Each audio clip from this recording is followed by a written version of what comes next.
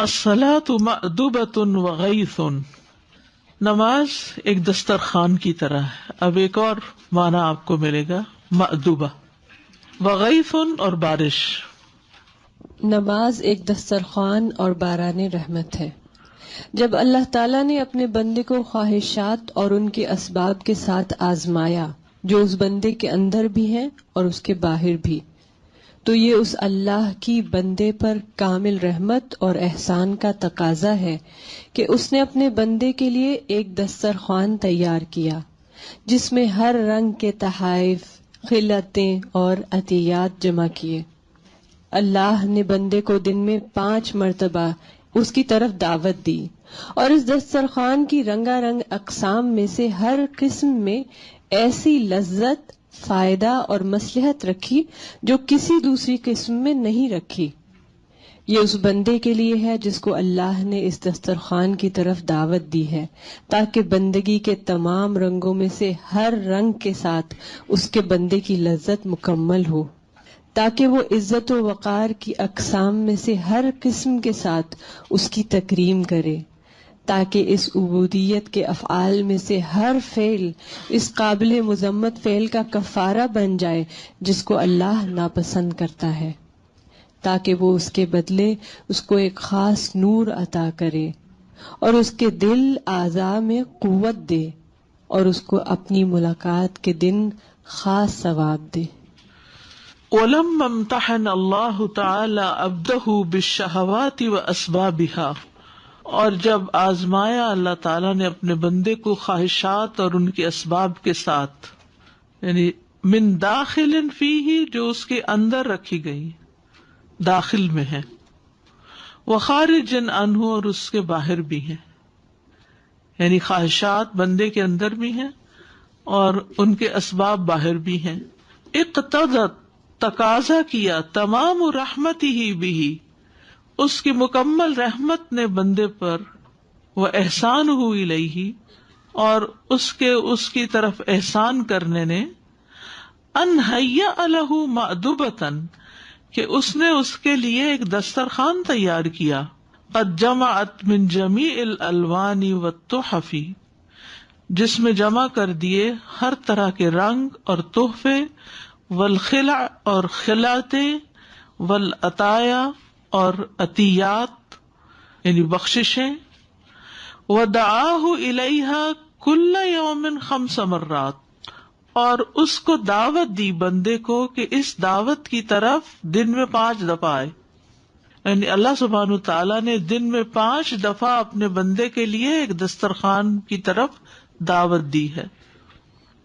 وجعل فی کل لون من الوان تلک المأدبۃ لذۃ ومنفعۃ، اور اللہ نے اس دسترخوان کے رنگوں میں سے ہر رنگ میں لذت بھی رکھی اور فائدہ بھی رکھا، ومصلحۃ، اور مصلحت بھی رکھی، لہذا العبد، اس بندے کے لیے، الذی قد دعاہ الی المأدبہ، جس بندے کو اللہ نے دسترخوان کی طرف دعوت دی، بلایا، لیست فی اللون الآخر، جو کسی اور رنگ میں نہیں، لتکمل لذۃ عبدہ فی کل لون من الوان العبودیۃ، لتکمل، تاکہ کامل ہو جائے، لذت عبدہ، اس کے بندے کی لذت، مزہ، فی کل لون، ہر رنگ میں، من الوان العبودیۃ، عبودیت کے رنگوں میں سے، ویکرمہ، اور اس کو عزت بخشی،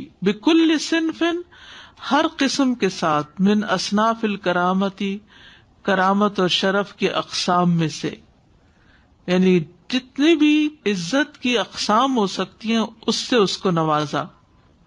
وَيَكُونَ كُلُّ فِعْلٍ مِّنْ أَفْعَالِ تِلْكَ الْعُبُودِيَّةِ، اور کیا ہر فعل کو اس عبودیت کے افعال میں سے، مکفراً، دور کرنے والا، ہٹانے والا، کفارہ بنانے والا، لمذموم، ہر قابل مذمت چیز کے لیے، کان یکرہہ، جس سے وہ کراہت کرتا ہے، یعنی جس کو وہ ناپسند کرتا ہے اللہ تعالی، بِإِزَائِهِ، اس کے مقابل، وَلِيُثِيبَهُ عَلَيْهِ، اور تاکہ وہ ثواب دے اس کو اس پر، نوراً خاصاً، ایک خاص نور کے ساتھ، وَقُوَّةً فِي قَلْبِهِ، اور ایک قوت عطا کر کے اس کے دل میں، وَجَوَارِحِهِ، اور اس کے اعضاء میں، وَثَوَابًا خَاصًا يَوْمَ لِقَائِهِ، اور ایک خاص ثواب عطا کر کے اس کی ملاقات کے دن۔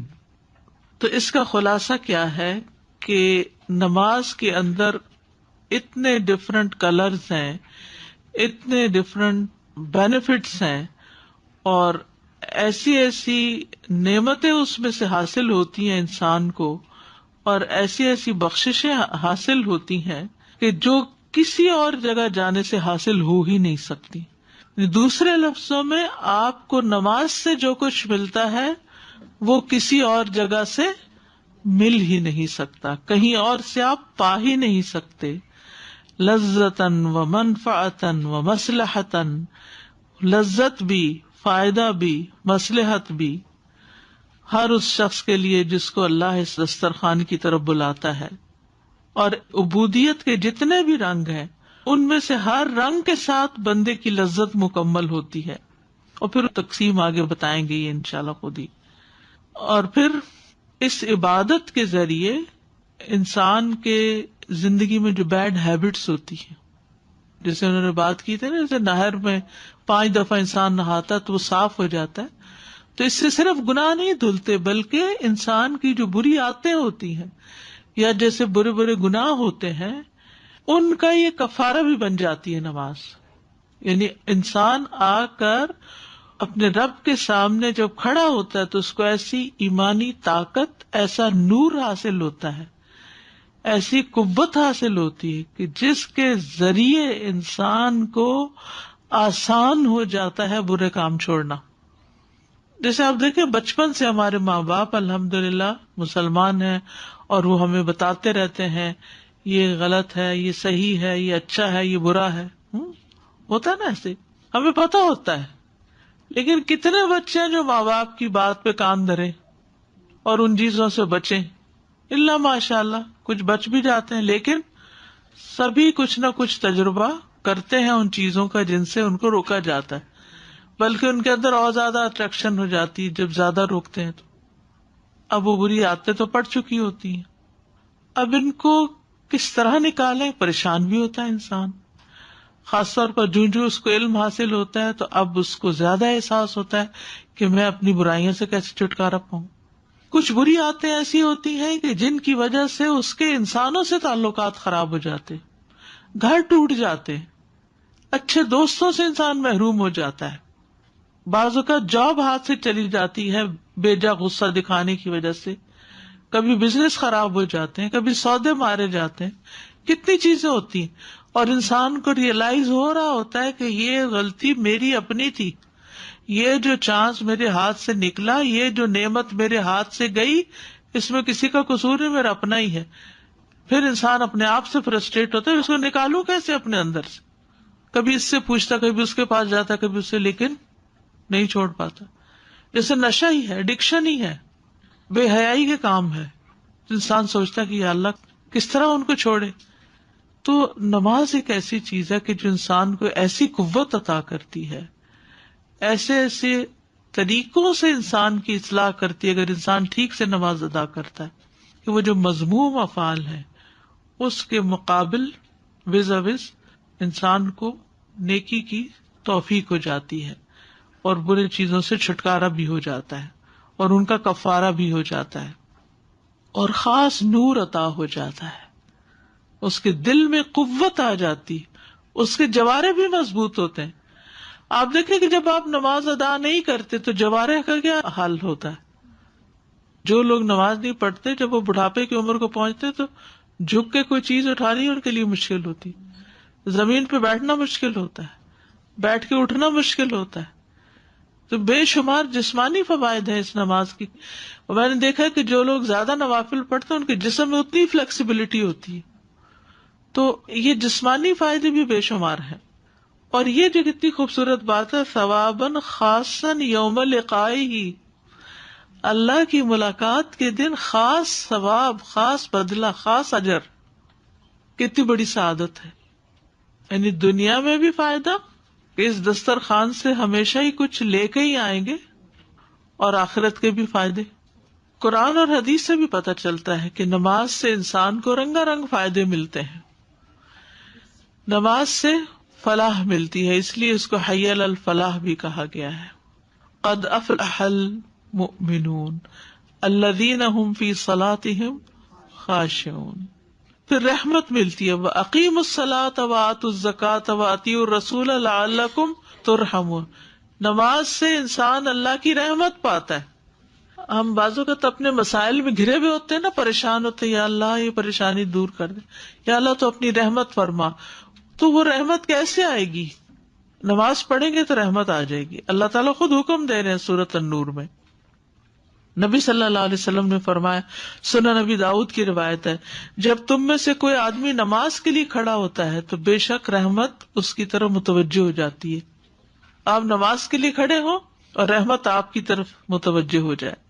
پھر خوف اور غم سے نجات ملتا ہے. ان الذین آمنوا وعملوا الصالحات واقاموا الصلاة وآتوا الزکاة لهم اجرهم عند ربهم ولا خوف علیہم ولا هم يحزنون.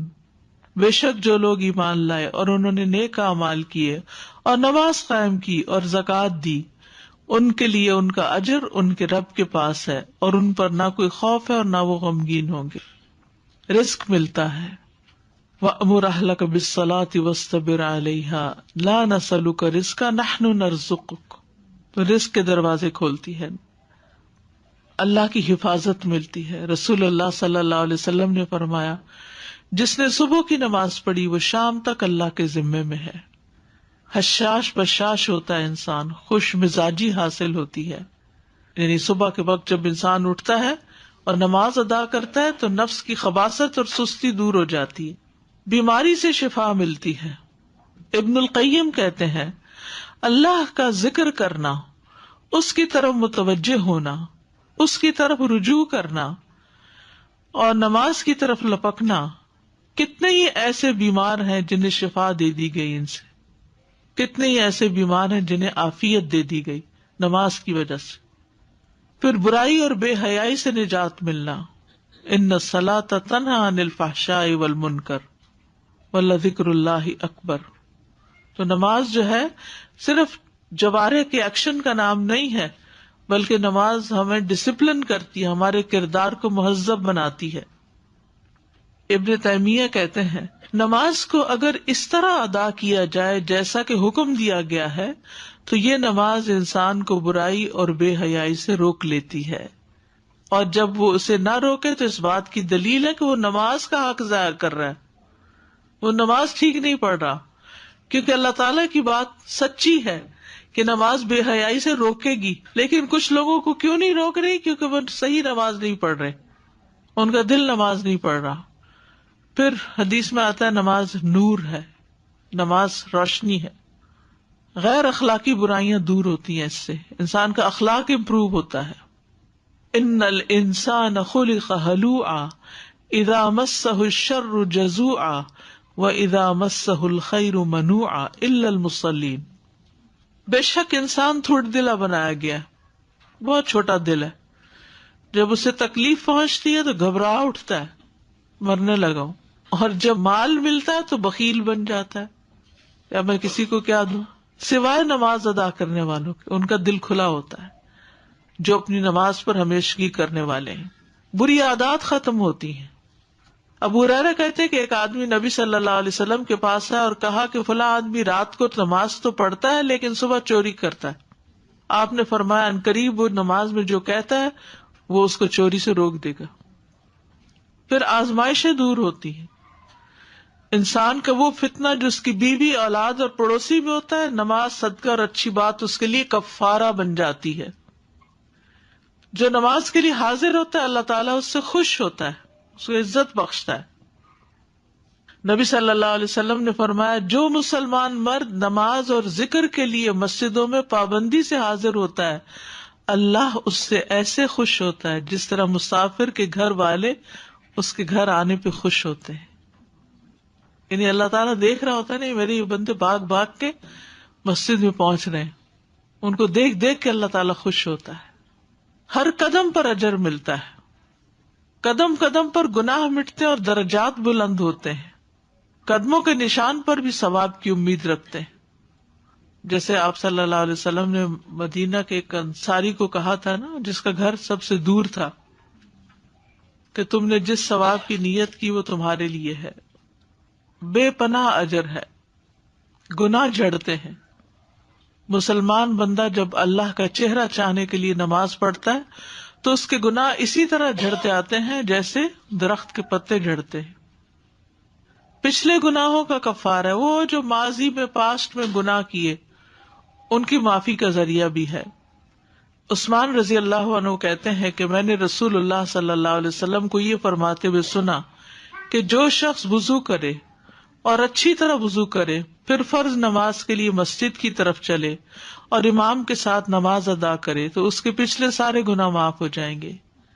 نماز کے لیے حاضر ہونے والے کے لیے جنت کی مہمانی ہے.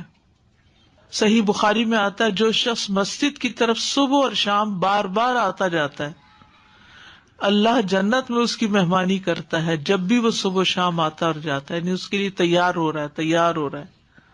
اور جب وہ مرے گا وہ ایک طرح سے مہمان بن کر اللہ کے حضور حاضر ہوگا. اتنے عمل کر کے اس نے آگے بھیجے ہوئے.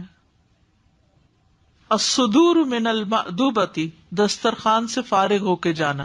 نماز میں ہم جاتے ہیں دسترخوان کی طرف، وہاں سے کھا پی کے پھر دسترخوان سے واپس جا رہے ہیں. اب دسترخوان سے فارغ ہو کر جانا، پھر مدعو اس دسترخوان سے اس حال میں نکلے کہ اس نے اس کو خوب سیر ہو کر کھلایا اور پلایا ہو، اور قبولیت کی خلعتیں پہنائی ہوں، اور بے نیاز کیا ہو، کیونکہ اس سے پہلے دل نے قحط سالی اور بنجر پن، بھوک و پیاس، عریانی اور بیماری سے جو حاصل کرنا تھا وہ کر چکا تھا.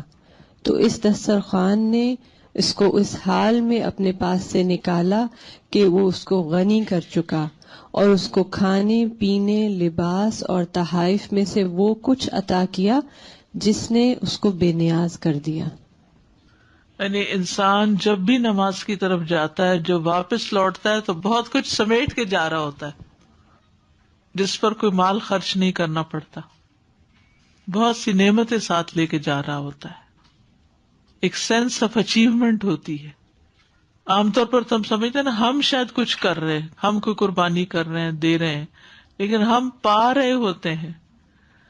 تو یہ ایک اہم چیز ہے نماز کے لیے، اپنے ذہنوں میں رکھیے کہ نماز میں ہم دینے سے زیادہ لے رہے ہوتے ہیں، پا رہے ہوتے ہیں.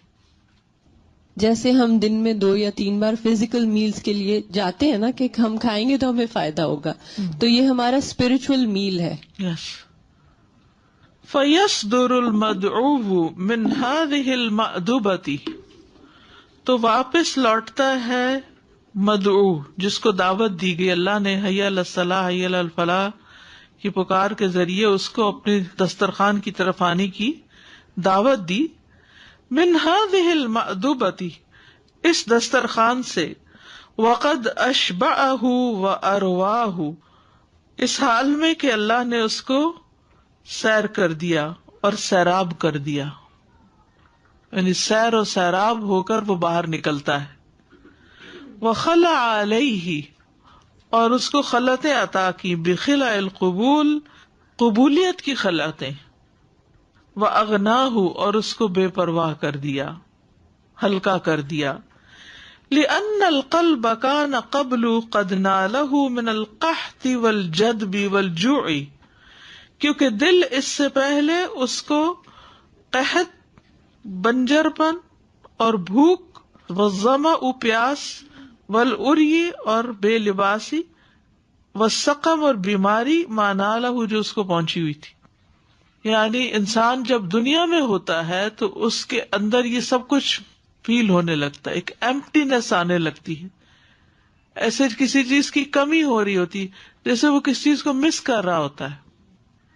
پھر وہی مثال سامنے رکھیے کہ جب آپ کسی سے محبت کرتے ہیں، ایک دفعہ مل لیتے ہیں تو وہ فار ایور کافی نہیں ہوتا. کیا ہوتا ہے؟ پھر دوبارہ واپس آپ آتے ہیں، کچھ دیر تو اس کی خوشی رہتی ہے، پھر اس کا آپ درمیانے حال میں ہوتے، پھر آپ اس کی کمی محسوس کرنے لگتے، پھر آپ کا دل چاہتا ہے کہ دوبارہ ملے. ٹھیک ہے، آپ اپنے دوستوں سے، اپنے رشتہ داروں سے، اپنے والدین سے اور خاص طور پر اپنی اولاد سے بار بار کیوں ملنا چاہتے ہیں؟ کیونکہ آپ کو کچھ ملتا ہے، اور جس سے ملاقات کر کے کچھ ملے ہی نہ، الٹا رنج و غمی ملے، تو پھر آپ اس کو اوائڈ کرنا چاہتے ہیں کہ اس سے نہیں ملنا، اس سے بچو. یہ جب ملتا پریشانی میں اضافہ کرتا ہے. تو نتیجہ کیا ہوتا ہے کہ انسان اس سے ہٹنا بچنا شروع کر دیتا ہے. Sometimes we meet people with so much expectation کہ if I'm going to my mom or my dad or my husband وہ definitely میری یہ چیز solve کر دیں گے، like ان سے میں ملوں گی تو وہ definitely میرا یہ کام ہو جائے گا. And then we get so annoyed کہ ان کو بات کیوں نہیں سمجھ میں آ رہی, why are they looking at me this way, why are they questioning me. And Allah is saying all of these issues that you have will only be solved through him, so come to him. فَأَصْدَرَهُ مِنْ عِنْدِهِ تو وہ اس کے پاس سے واپس جاتا ہے. وَقَدْ أَغْنَاهُ وَأَعْطَاهُ مِنَ الطَّعَامِ وَالشَّرَابِ وَاللِّبَاسِ وَالتُّحَفِ مَا يُغْنِيهِ تو وہ اس کو غنی کر دیتا ہے اور اس کو عطا کرتا ہے کھانا اور پینا اور لباس اور تحفے جو اس کو بے نیاز کر دیتے ہیں. یعنی نماز میں اس کو یہ ساری چیزیں ملتی ہیں. روحانی، یاد رکھیے، روحانی کھانا، روحانی پینا، روحانی ڈرنک، روحانی لباس اور تحفے وغیرہ بھی لے کے جا رہا ہوتا ہے واپس. صرف وہیں بیٹھ کے ہی نہیں سب کچھ ملتا بلکہ اپنے ساتھ بھی لے جا رہا ہوتا ہے. سب سے بڑی بات تو یہ کہ نماز سے جب فراغت ہوتی ہے انسان کو تو اس پر انسان کے سارے گناہ معاف ہو چکے ہوتے ہیں، ہلکا ہو چکا ہوتا ہے. جب آپ کو بھوک لگی ہوتی ہے نا تو آپ کا دل چاہتا ہے آپ کو کچھ بھی مل جائے تو آپ کھا لیں اس کو نا. آپ کی یہ کیفیت ہوتی ہے، کمزوری، تھکاوٹ، جسم میں درد، عجیب و غریب سی حالت ہو رہی ہوتی بھوک کے مارے.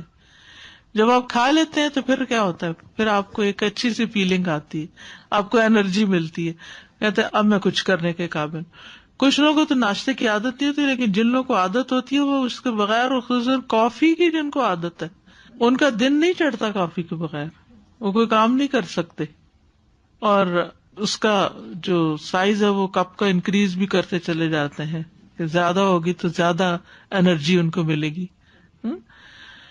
تو جب وہ پی لیتے ہیں تو پھر ان کو ہوش آتی ہے، پھر ان کی آنکھیں کھلتی ہیں، پھر ان کو کام کرنے کی سوجھ بوجھ آتی.